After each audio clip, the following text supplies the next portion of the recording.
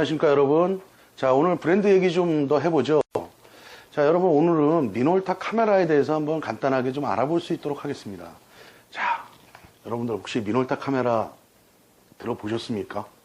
일전에 이렇게 사진들을 좀 이렇게 하셨던 분들은 미놀타 카메라 당연히 알고 계실 거라고 생각을 하는데, 요즘 디카를 갖고 하시는 젊으신 분들, 그 다음에 미놀타 브랜드가 없어진 후에 사진을 하신 분들, 혹시 미놀타 카메라라고 얘기를 들어보셨습니까?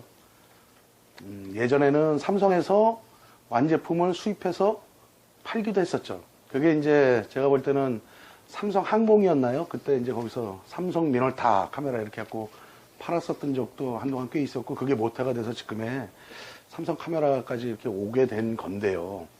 미놀타 카메라가 지금은 제가 다른 수업 시간에도 말씀을 드렸지만은 소니가 인수 합병을 한 회사입니다. 그 다음에 코니카와 미놀타가 합병이 됐었고요. 그거를 소니가 가져갔다고 말을 할 수 있죠. 근데 미놀타 카메라가 역사가 굉장히 오래된 사실 카메라입니다. 그 다음에 미놀타에서는 카메라도 기술력이 굉장히 뛰어나갔고 굉장히 앞서 회사이기도 했고요. 또 한 가지는 렌즈 쪽에서 더욱더 빛을 발휘했던 회사가 바로 미놀타 카메라 광학 주식회사입니다. 그전에는 미놀타 카메라가 아니라 지오다 광학이라고도 했었거든요. 그건 이제 초창기 때 이야기인데, 어찌 보면 일본에서는 지오다 광학이라고 하는 것이 더 미놀타 카메라보다 낼 수 있는 더 대표적인 말이 됐을 수도 있었어요. 그건 왜 그러냐면, 용융이라는 거 혹시 여러분 들어보셨어요? 용융? 용융로를 만든다.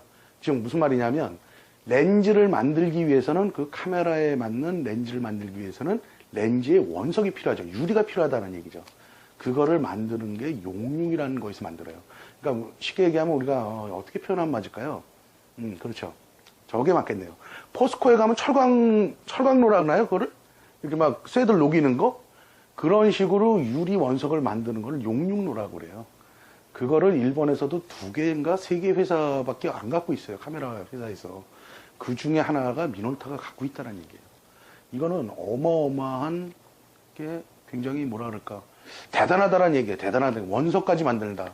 자기네 회사 미놀타의 렌즈를 만들기 위해서 원석까지도 갖고 간다는 거는 대단한 거예요. 이 내용은 제가 미놀타 렌즈의 모든 것에서 따로 다루기로 할 거고요. 오늘은 미놀타 카메라 브랜드의 역사에 대해서 아주 간단하게 말씀을 드릴까 합니다. 카메라 쪽에서 아마 그 얘기가 주를 이루지 않을까 합니다. 자, 그래서 미놀타 카메라, 이건 언제 회사가 설립이 됐었냐면요. 제가 여기 써놨는데 1928년도 일본 사진기 회사로 출발을 합니다. 이걸 만든 사람이 뭐냐면 문헌에 보면 가츠오 다시마라는 사람이 만듭니다.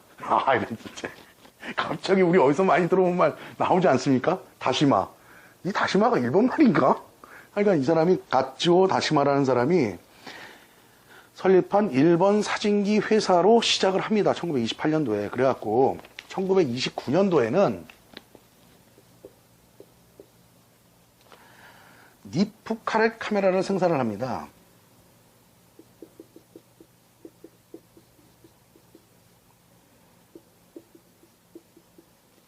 그 다음에 1937년도에 일본 최초예요? 세계 최초는 아니고요. 일본 최초의 미놀타 플렉스 카메라를 생산합니다.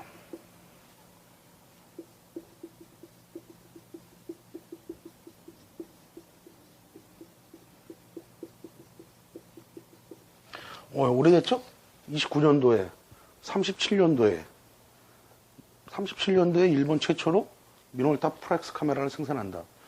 이거는 제가 볼 때는 개인적으로 대단한 거예요. 어떠한 니콘이 언제죠? 1936년도인가? 그때 니코로 아마 맞을 거예요. 니코로 렌즈를 생산하게 됐는데 미놀타가 좀 더 빠르다는 생각이 들어요. 카메라 생산 자체는. 비슷한가? 하여간에. 그래서 그 다음에 1962년도에는 제가 이제 중간에 물론 다른 카메라들이 생산이 돼요. 그런데 이제 중요한 거, 획을 그을 수 있는 것들만 대충 말씀을 드리는 거예요. TTL 죄송합니다. 1962년에는 미국 최초의 유인 우주선 프렌드십 7에 탑승한 존 크랜이라는 사람이 하이매틱을 사용합니다. 어디 브랜드에? 미놀타 카메라의 브랜드예요. 자, 그래서 미놀타 카메라들은 여러분들은 아마 미놀타 카메라 브랜드 자체를 모르시는 분들도 있을 거고 아시는 분들도 있을 거고 또 하나 광팬이 계실 수도 있어요. 미놀타 카메라 광팬. 저도 미놀타 카메라의 사실은 팬이었어요. 니콘 카메라도 좋아하고 캐논 카메라도 좋아하고 또 그 카메라들을 갖고도 쓰지만 저의 사실은 주력 기종은 니콘이었지만 미놀타도 제가 사랑하는 카메라 중에 하나로 이렇게 아직도 남아있고 쓰기도 합니다. 그 중에 미놀타에서 만든 500mm 렌즈가 있어요. 반사 500mm 렌즈. 그것 때문에 제가 어떻게 보면 미놀타 카메라를 썼기도 했고요. 또 하나 바디 중에서는 알파 9000하고 그 다음에 알파 9XI 알파 9 끝에 나온 필름 카메라 말고요. 9XI라는 필름 카메라가 나왔을 때 저는 참 거기에 대해서 굉장히 경이롭다 생각했거든요. 야, 미놀타 기술력이 대단하구나 이런 생각까지도 했었던 메이커입니다. 좀 더 얘기를 해볼까요? 그래서 1962년에는 그렇고요. 그 다음에 1966년도에 TTL 측강 방식인 SRT101이라는 것을 출시를 합니다. 그 다음에 어떻게 보면 이제 이게 또 하나의 그건데 1972년도군요. 여기 보니까 79년도인데 라이츠와 기술 제휴를 합니다. 라이츠사와 기술 제휴를 해요. 제가 제 사이트 중 제가 한 수업 중에 저게 하나가 있을 거예요. 미놀타와 라이카와 미놀타의 밀월 관계 뭐 이런 식으로 서로 주고받죠. 기술력을요. 그게 언제부터 이루어졌냐? 여기 나오네요. 1972년 라이츠사와 기술 제휴를 한다. 그 다음에 자, 여기까지는 이제 예전 얘기들이 되는 거고요. 여러분들이 지금부터 나오는 카메라들은 조금 알 수 있는 것들이고 상당히 대중적으로 히트를 했었고 판매도 대중적으로 굉장히 많이 됐던 카메라들이 지금부터 나옵니다. 자, 요거는 2편에서 좀 더 살펴볼 수 있도록 하겠습니다.